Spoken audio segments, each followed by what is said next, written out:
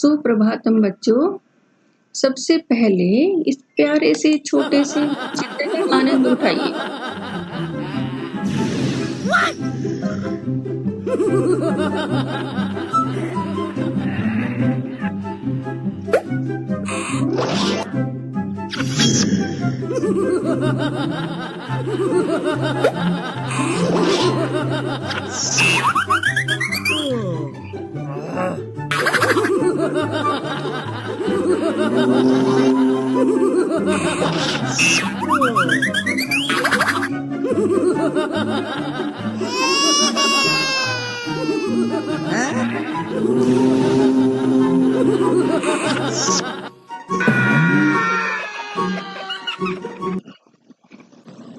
मजा आया बच्चों देखकर। छोटे से श्री राम ने छोटे से रावण को किससे मारा? अपने बाण से, है ना? कितना मजा आया, है ना?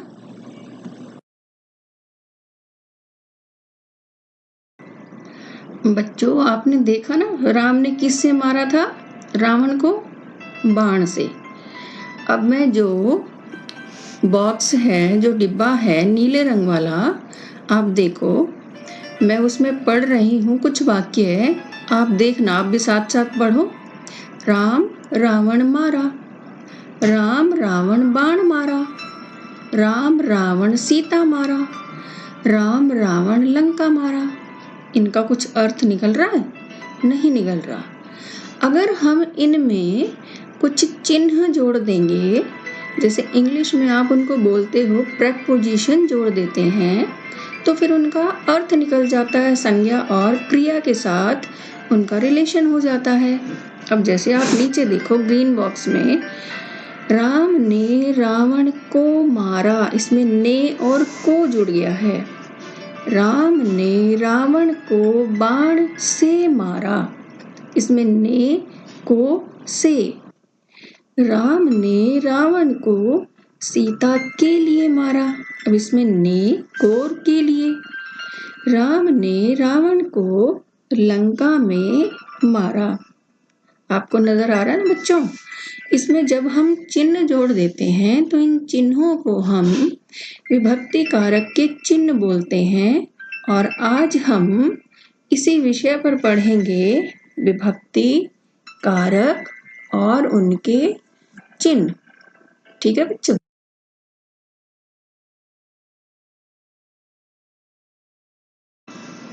तो बच्चों आज का हमारा विषय है कारक विभक्ति परिचय। अब कारक क्या होते हैं?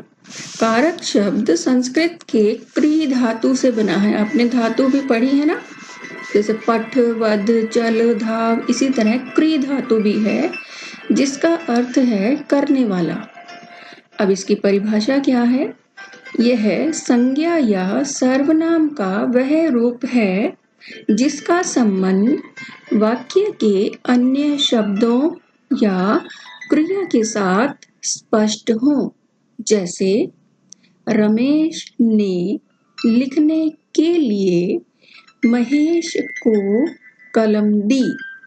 इस वाक्य में क्रिया के साथ तथा शब्दों के साथ संबंध स्थापित कराने वाले चिन्ह, जैसे ने, के लिए तथा की, इन्हें कारक विभक्ति या परसर्ग भी कहते हैं। कारक और विभक्ति साथ साथ होती हैं और 8वां संबोधन होता है। ये बच्चों आपने अभी हिंदी में भी पढ़े हैं, क्रिया, कारक, विभक्ति। ठीक है? जैसे हम संज्ञा के साथ जैसे क्रिया शब्द हम जोड़ते हैं, जैसे मैं पानी पी रहा हूँ, मैं गिलास में पानी पी रहा हूँ। अब मैं सर्वनाम हो गया और पानी पी रहा हूँ मैं के साथ गिलास में, गिलास का संबंध क्रिया के साथ हो गया। तो जो संज्ञा और सर्वनाम के साथ जो क्रिया का जो संबंध जोड़े, वो चिन्ह कारक विभक्ति के चिन्ह कहलाते हैं। समझ आ गया बच्चों?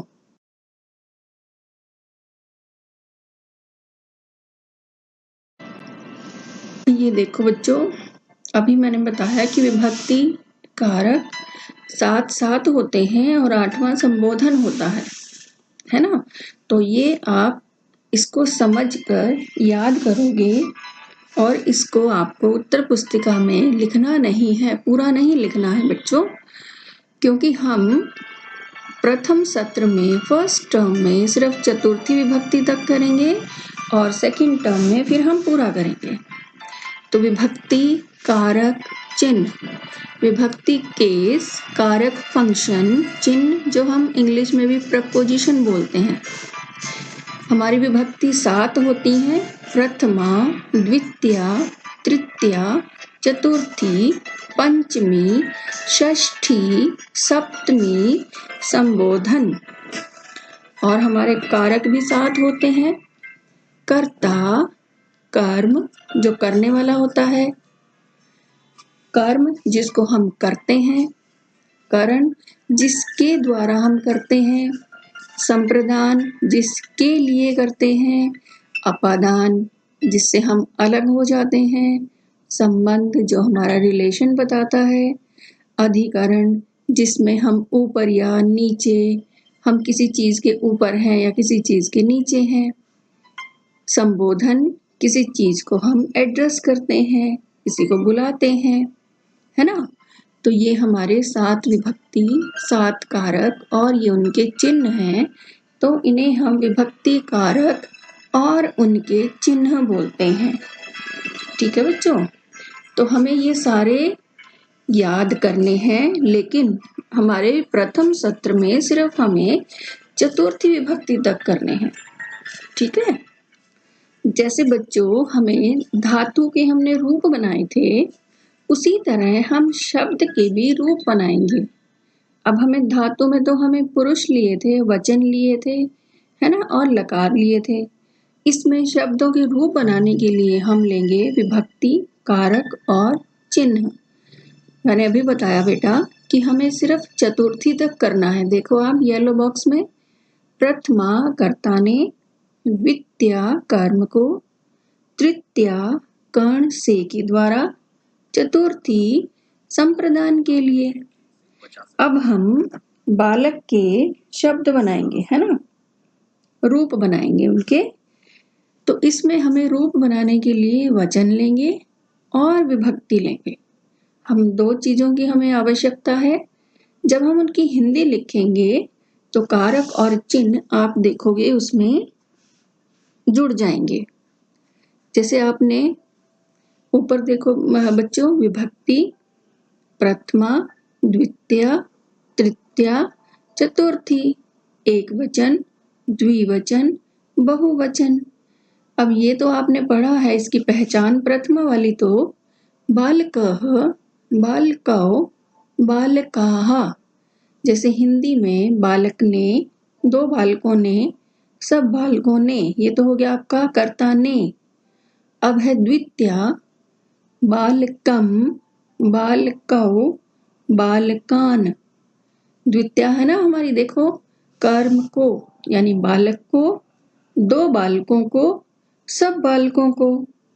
तृतीया बालकेन, बालकाभ्याम, बालकैः, बालक से या बालक के द्वारा, 2 बालकों से या 2 बालकों के द्वारा, सब बालकों से या सब बालकों के द्वारा।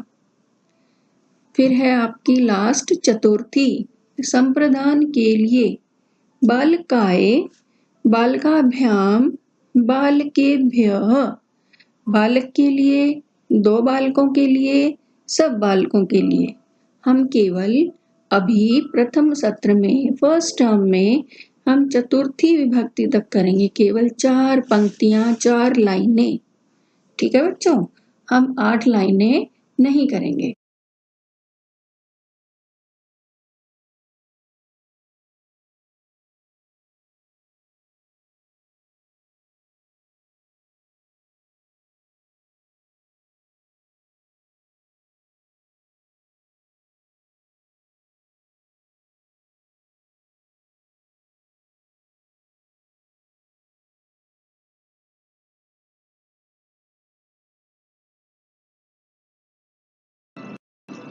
अब देखो बच्चों, बालक पुल्लिंग था, उसी तरह हम छात्र वाला करेंगे।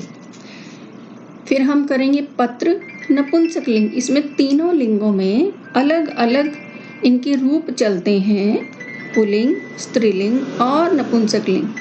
हम तीनों में करेंगे अलग अलग से। पहले हम पुल्लिंग का करेंगे। पुल्लिंग में हमने बालक का किया, अब हम छात्र का करेंगे। बिल्कुल वैसे ही करना है जैसे आपने बालक का किया था। जैसे छात्रः, छात्रौ, छात्राः, छात्रं, छात्रौ, छात्रान्, छात्रेण। अब उसमें था बालकेन, अब इसमें छात्रेण क्यों आया है? छात्राभ्याम, छात्रैः, छात्राय, छात्राभ्याम, छात्रेभ्यः। अब आप नीचे देखो बच्चों, लिखा हुआ जिन शब्दों को बोलते समय र आता हो उन शब्दों की तृतीय विभक्ति के एक वचन। अब तृतीय विभक्ति में छात्रेण है ना, बालक में र नहीं आया तो बालकेन। और षष्ठी विभक्ति के बहुवचन में न के स्थान पर अण हो जाता है ना। तो हम षष्ठी तो अभी करेंगे नहीं, आप सिर्फ तृतीया ही करेंगे। तो तृतीया में आप ध्यान रखोगे कि जिनमें र आता है आप उनमें अण लगाओगे। इसी तरह देखो, पत्र नपुंसकलिंग शब्द है, ये सबसे आसान है। इसकी पहली दो पंक्तियां तो बिल्कुल बराबर होती हैं, सेम होती हैं, प्रथमा और द्वितीया।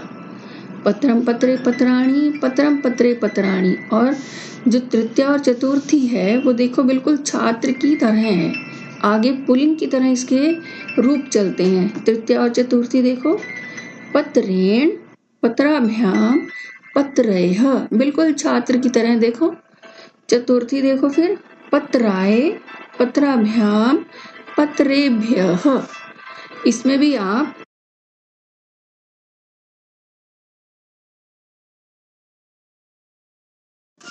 अब बच्चों हमने किया था ना, जैसे पत्र किया था उसी तरह, बिल्कुल उसी की तरह चलेगा फल। हमने बालक और छात्र तो पुल्लिंग में किए, फल और पत्र दो नपुंसकलिंग में करेंगे हम। ये देखो, फलम फले फलानि, फलम फले फलानि, फलेन, फलाभ्याम, फलैः। अब फलेन में देखो इसमें अण नहीं आया क्योंकि इसमें र नहीं आता। फलाए, फलाभ्याम, फलेभ्यः। हमारी 4 हो गई, 2 पुल्लिंग, 2 नपुंसकलिंग। अब हम आते हैं स्त्रीलिंग। स्त्रीलिंग में हम केवल 2 ही पंक्तियां करेंगे, प्रथमा और द्वितीया। ठीक है, और ये बहुत ही आसान है। 6 शब्द आपको याद करने हैं बस। 6 में से एक शब्द आपका इसमें बस बदल जाएगा, बाकी आपके एज इट इज रहेंगे। जैसे हम सिर्फ लेंगे बालिका और छात्रा। अब देखो, प्रथमा बालिका, बालिके, बालिकाः, बालिकाम, बालिके, बालिकाः। सिर्फ द्वितीय विभक्ति में म इसमें हमने जोड़ दिया है, बाकी 6 के 6 शब्द आपके नहीं तो इसमें बराबर होते, है ना, सिर्फ एक शब्द बदला है। इसी तरह छात्रा का, छात्रा, छात्रे, छात्राः, छात्राम, छात्रे, छात्राः, है ना, ये सबसे आसान है। अब आप ग्रीन वाले बॉक्स में देखो बच्चों, इसमें राम, बालक, छात्र, गज, बाल, ये पुल्लिंग वाले सिर्फ पुल्लिंग शब्द रूप की तरह ही चलेंगे। और स्त्रीलिंग में महिला, सरिता, लता, बाला, ये स्त्रीलिंग की तरह ही होंगे। अब नपुंसकलिंग में फल, पत्र, चक्र, पुष्प, नेत्र, ये नपुंसकलिंग की तरह ही बनेंगे। अब तीनों हो गए ना, पुल्लिंग, स्त्रीलिंग और नपुंसकलिंग, तीनों अलग अलग ही चलेंगे। अब हम जो हमने धातु रूप की थी और ये शब्द रूप, इनको हम मिलाकर अपने कोई भी वाक्य हम बना सकते हैं, किसी भी तरह का। बच्चों समझ आ गया ना आपको? शब्द रूप जैसे हमने धातु रूप बनाए थे उसी तरह शब्द रूप हैं, लेकिन वो 3 पंक्तियों में थे, ये आपने 4 पंक्तियों में करने हैं, है ना। और आप अपनी उत्तर पुस्तिका में विभक्ति, कारक और चिन्ह की एक टेबल बनाएंगे और उसमें केवल आप चतुर्थी विभक्ति तक लिखेंगे। आप वो संबोधन तक नहीं लिखना है। 8 लाइनें इंग्लिश वाली वो सिर्फ आपको, केवल आपको समझाने के लिए हैं। समझ आ गया? और आप अगले पृष्ठ पर लिखेंगे बालक और छात्र, आप एक पेज पर लिखेंगे पुल्लिंग वाला शब्द रूप। फल और पत्र वाला अन्य पृष्ठ पर लिखेंगे, बालिका छात्रा दूसरे पृष्ठ पर। ठीक है? और जो नोट भी दिया हुआ था नीचे वो भी आपको जरूर लिखना है। वो क्यों लिखना है? क्योंकि आपको वो याद होना चाहिए कि जिन शब्दों को जब हम बोलते हैं र आता है तो उनके तृतीय विभक्ति और षष्ठी विभक्ति में एक वचन और बहुवचन में न के स्थान पर अणा हो जाता है ना। और ये आप अपना जो काम है, क्योंकि हमारी जो थर्सडे फ्राइडे यानी गुरुवार और शुक्रवार 2 दिन कक्षाएं होंगी, इसके बाद आपके इकाई परीक्षा शुरू हो जाएंगी, तो आप अपना काम अपनी ग्रीष्मावकाश की छुट्टियों के बाद यानी समर ब्रेक के बाद भेज सकते हैं। ठीक है बच्चों, आप अपना यूटी तैयार करेंगे और उसके बाद आप काम करके भेज सकते हैं।